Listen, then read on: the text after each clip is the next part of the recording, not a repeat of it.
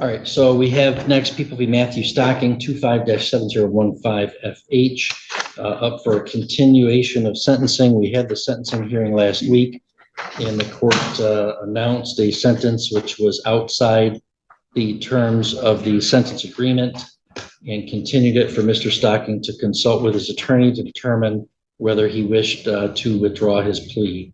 Mr. Gilbert, have you had time to review that with Mr. Stocking? Mr. Stocking and I have discussed this matter. We have an unusual request for you, Your Honor, is that Mr. Stocking would like to allocute to you about his accomplishments and that type of thing, if that would possibly change the court's mind and not following the plea agreement or even modifying it a little bit differently.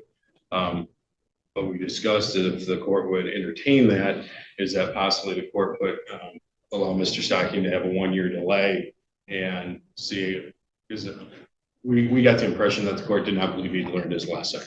And so Mr. Stocking is asking if the court would possibly consider allowing him out on a 1-year delay, seeing how he did during that 1 year. And at the completion of that 1-year delay, he comes back and finishes whatever jail term for the rest of the 1-year cap. And if he doesn't fulfill any of the probation terms during that time period, then be sentenced to prison.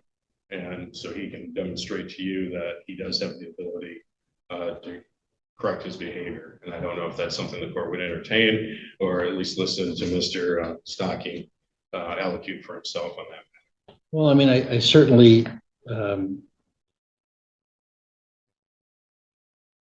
I don't think it's inappropriate for me to reopen allocution to hear what you or Mr. Stocking would have to say and hear from the prosecutor as well.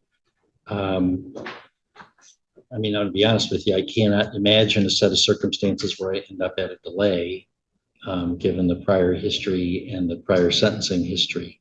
But I certainly, this is a continuation of the sentencing hearing. I guess, Ms. Goodrich, would you have any objection to reopening allocution? I would have no objection to it. Okay. All right. So, Mr. Gilbert, is there anything additional you want to say? Well, as I just outlined briefly, I'll hand it over to Mr. Stocking, but this wouldn't be necessarily just an ordinary delay. He would, in essence, serve the complete jail time that is part of the plea, just in 2 separate portions, with basically a period in which he can prove to you that he does have the abilities to be a successful member of society. And so it's like I said, a little bit different twist on just a straight delay. So we would ask the court, and I'll hand it over to Mr. Stocking. I know he has a lot of things that he's accomplished in the jail during this time period, and has worked on a statement that he would like to discuss. Thank you. Thank you. Mr. Stocking, anything further you want to tell me? Go ahead. I would like to ask you to reconsider the time that you were looking to impose upon me. I know I've chose to make the wrong decisions in the past. While being incarcerated in the county jail this time, I've been trying to better myself. I've been going to AA twice a week, and I've been attending church services 3 times a week. They pass out tablets in the jail that have courses on them, and I have completed some of the courses since I've been here. At the last 100 days, I've done some soul searching on the things that I've done to put me back in the situation. I have been trying to make my life better. I've been trying to overcome the choices that I have made to screw up my life again. And if you give me this last chance to prove to you and to this court that I'm working on making my life better, if you give me a chance to show you, I plan on getting into counseling and other resources to better myself, because I can't keep doing this to my family. I have three minor children that are 7, 4, and 3. And if I continue down this road, what kind of life is that for them? I want to show them how to be productive members in this community, and being locked up is not a way to teach them. So again, I'm asking this court and you to consider giving me a 1-year delay sentence on probation. And after I show you that I can complete this, it will give a further support for you to reconsider granting me the 1 year probation or 1 year jail with a 2 years probation. Thank you for listening. Well, thank you, Mr. Stocking. Ms. Goodrich, any additional recommendations since I've reopened allocution? Your Honor, just that I still agree with the PSI recommendation for 12 months jail, which is consistent with our plea agreement for the county jail cap. It does look like he is facing sentencing on July 8th in Emmett County for that failure to register that's mentioned in the PSI.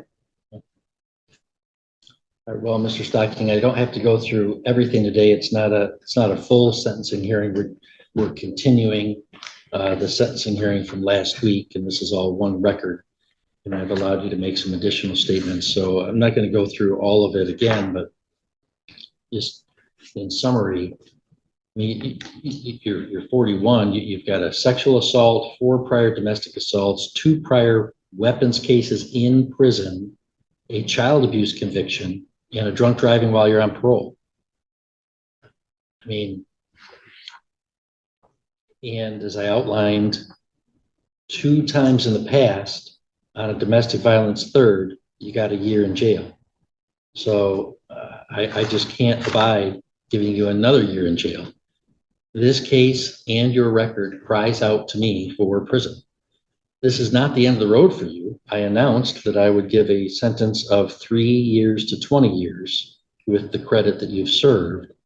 That's the sentence that I would impose today. And so you would likely, unless you gather more weapons cases when you're in prison, if you've learned your lesson, and you, as you're telling me today, you wouldn't. So assuming you behaved in prison, you'd be paroled in your mid-40s and still have an opportunity to be involved in your kid's life and still do good things with your life. So it's not like this is the give me one last chance before I'm in prison forever. This is not a life sentence for you today. You seem to me to be doing life in installment payments. And I am saying that it's my intention to give you your next installment of a 3-year minimum. So again, you have the right to withdraw your plea if you wish, since that goes beyond your county cap, or to proceed to imposition of my sentence. So I gave you time to think about that. What is your decision, Mr. Stock? Can I have five minutes to talk to my mother for a minute? You may not. You can, I mean, I adjourned this a week for you to talk with your attorney. And you're in custody. This is not visiting hours. And for me to allow in custody defendants to consult with their family members raises security concerns in the courtroom. I'm not going to allow you to have contact with another person in the gallery so that you can do anything stupid. That's not what my intentions are. I believe that to be true, but that's a pretty bad precedent for me to set, to allow in custody defenders to have contact with folks in the gallery, so that can't happen. If you need a couple minutes to talk with your attorney with a final thought, I can give you some white noise and you can sit down and do that at the table with them right now. If I could, please. Yes, let's do that.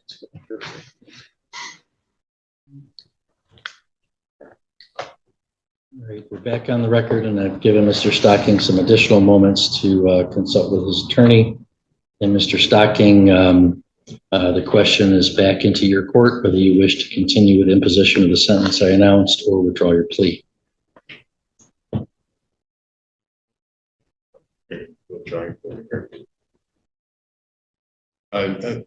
I guess I'll speak on behalf of Mr. Stocking, and this is consistent with our conversation prior to today's hearing. He'd like to withdraw his plea at this time.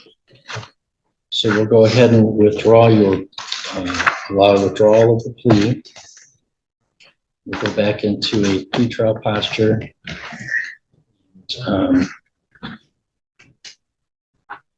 There was no amended information that was filed. Is that correct for the plea? So you can just go forward with file date then. Let's come back then for a docket call for us to see what we're going to do scheduling wise. We'll come back on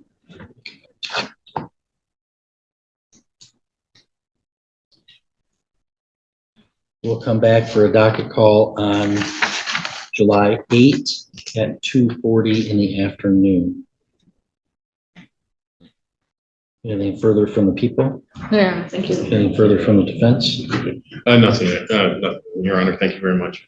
Okay, so Mr. Stocking, I'll see you next on July 8th at 2:40, and then we can discuss trial schedule. Oh, Your Honor, he does have that Emmett County sentencing. It looks like at 1 p.m. on July 8th. Oh, is that, July 8th, you have a sentencing in Emmett? Yes, sir. Yes, Your Honor. Okay. That's Have you that's what gotten I a- thought, but I wasn't. Have quite you gotten sure.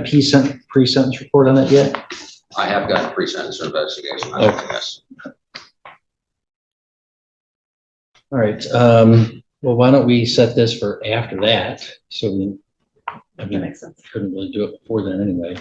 So we'll continue the docket call to July 22nd at 2:50.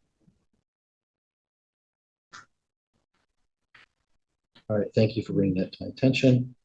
Anything else from the people, No, Your Honor. from the defense? Anything further from the defense, Mr. Cook? No, Your Honor, thank you very much. Okay, we'll see you on July 22nd, Mr. Stocking. Thank you, Your Honor.